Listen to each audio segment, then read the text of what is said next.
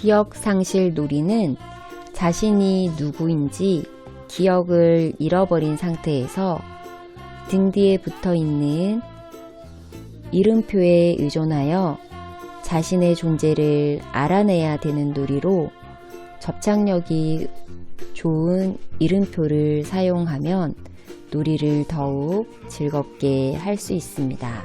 시중에 판매하고 있는 미리 커팅이 되어 있는 라벨지를 활용하여 이름표를 만들고 놀이를 진행해 보겠습니다. 이름표는 미리 잘라두었다가 학생들에게 빈 종이를 나눠주고 직접 작성하게 할 수도 있지만, 선생님이 미리 작성한 후에 이름표를 나눠주거나 등에 붙여줘도 좋습니다. 기억상실 놀이를 해보겠습니다. 주제는 교실 안의 물건입니다. 여러분들은 교실에 있는 물건 중 하나입니다. 교실에 있는 물건 중에서 마음에 드는 물건 하나를 정해서 이름표에 적어보세요.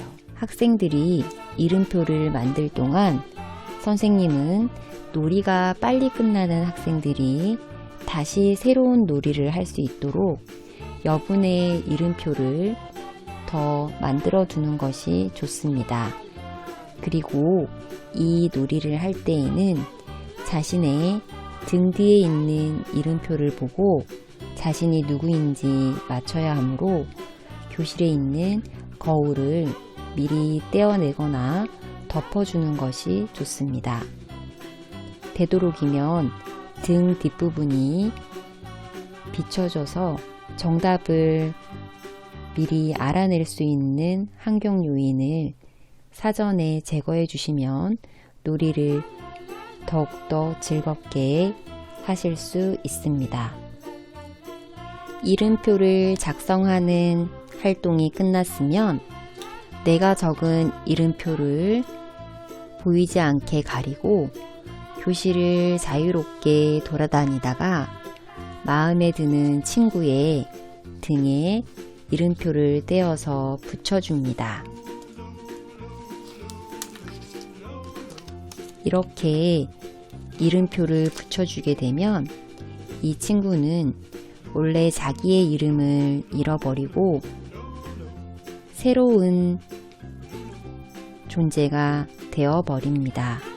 원래의 나를 잃어버리고 등 뒤에 붙은 새로운 이름의 내가 되었으나 등 뒤에 붙은 이름을 모름으로 내가 누구인지 모르는 기억상실 상태가 되었습니다. 그래서 이 놀이의 이름이 기억상실 놀이입니다. 이제 모두 기억상실 상태에 빠지게 되었습니다. 이름표를 붙이는 활동이 끝나고 나면 서로 자유롭게 교실을 돌아다닙니다. 내가 누구인지 빨리 찾아내야 하는 놀이인데, 내가 누구인지 찾아낼 수 있는 단서는 교실에 함께 있는 친구들에게 질문을 해서 얻는 방법밖에 없습니다. 자유롭게 돌아다니다가 친구를 만나면 서로 안녕하세요 인사를 한 다음에 자신의 등 뒤에 붙어 있는 이름표를 보여줍니다. 이름표 보여주기 활동이 끝나면 서로 각각 한 번씩 질문을 할 수 있습니다. 이때 주의할 점은 질문은 꼭 상대가 예 또는 아니오로만 대답할 수 있게 해야 합니다. 예를 들면 제 등 뒤에 있는 글자는 몇 글자입니까? 라고 질문을 하면 글자 수는 예 또는 아니오로 대답해 줄 수 없기 때문에 친구는 질문에 대답을 할 수 없습니다. 그러면 죄송합니다. 대답할 수 없습니다. 라고 하면 이 친구가 힌트를 얻을 기회는 그냥 잃어버리게 됩니다. 다시 한번 질문해 보겠습니다. 제 등 뒤에 있는 글자 수는 3글자입니까? 라고 질문하면 글자 수가 2개이므로 친구는 아니요 라고 대답해 줄 수 있습니다. 그러면 이 친구는 친구의 대답을 통해서 교실에 있는 물건 중 글자 수가 3개인 물건은 자신이 아닌 것이라고 생각할 수 있습니다. 이 친구가 질문이 끝나면 다음 친구가 다시 질문을 합니다. 제 등 뒤에 있는 물건은 파란색입니까? 아니요. 이렇게 서로 한 번씩 질문이 끝나면 안녕 인사하고 헤어져서 새로운 친구를 만납니다. 새로운 친구를 만나서 다시 자신의 등을 서로 보여주고 질문하기 활동을 합니다. 요리를 하다가 정답을 알 것 같으면 선생님에게로 옵니다. 선생님에게 자신의 등을 보여주고 정답을 이야기합니다. 이때 정답을 말하게 되면 등 뒤에 이름표를 떼고 놀이를 마칠 수 있지만 정답을 맞히지 못한다면 다시 친구들에게로 돌아가 계속하여 정답을 맞춰야 합니다. 이 학생이 정답을 맞췄을 경우 다른 친구들이 계속 놀이 중이라면 혼자서 역할이 없어질 수 있습니다. 이럴 때 선생님은 친구에게 놀이 중으로 다시 돌아가서 다른 친구들의 질문만 받아주는 질문 도우미 역할을 하거나 아니면 미리 만들어 두었던 새로운 이름표를 등 뒤에 붙여주고 계속해서 놀이를 진행할 수 있게 해주시면 됩니다.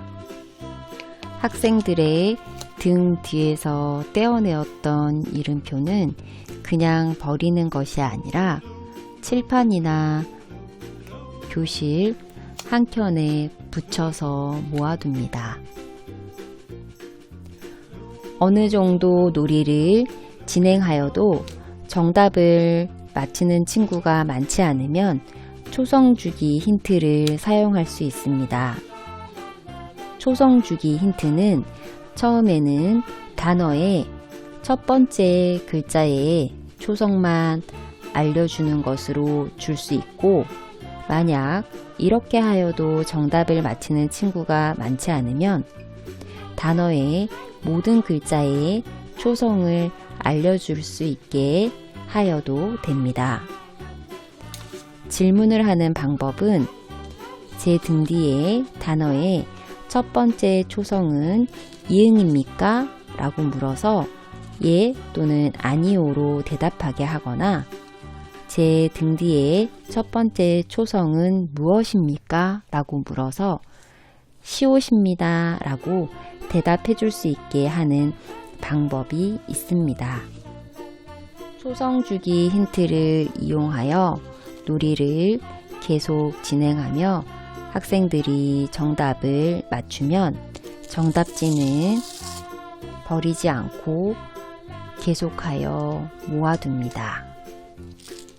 이렇게 해서 계속 놀이를 진행하였는데도 끝까지 정답을 찾지 못하는 학생이 있을 때에는 여기에서 놀이를 마치는 것이 아니라 놀이 방법을 바꾸어서 이 친구가 다른 친구들에게 자신의 등 뒤에 있는 물건을 보여주면 나머지 친구들은 이 친구가 정답을 맞힐 수 있도록 힌트를 주는 방법으로 놀이를 바꿀 수 있습니다.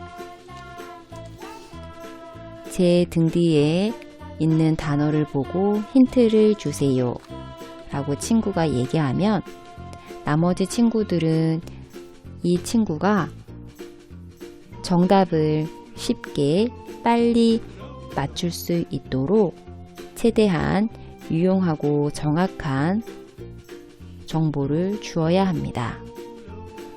선생님이 주로 많이 사용하십니다. 교실의 앞쪽에 있습니다. 글씨를 썼다가 지울 수 있습니다. 그러면 선생님이 정답을 알 것 같은가요? 라고 질문하면 친구가 정답을 모를 것 같으면 다시 한번 등을 보여주고 또 다른 힌트를 요구할 수 있고, 정답을 알 것 같으면 제 등 뒤에 있는 단어는 칠판입니다 라고 정답을 맞출 수 있습니다. 그리고 선생님이 가장 정답을 찾기 쉽게 힌트를 준 친구는 누구입니까? 라고 다시 해서 질문할 수도 있습니다. 이렇게 모든 친구들이 정답을 찾아서 모두가 성취감을 느낄 수 있도록 놀이를 진행해 주시는 것이 좋으며, 학생들의 등 뒤에서 떼어내었던 정답 종이는 그냥 버리지 않고 모아두었다가 수업놀이였다면 각각의 내용을 한 번씩 되짚어가며 수업 내용을 정리하셔도 좋습니다.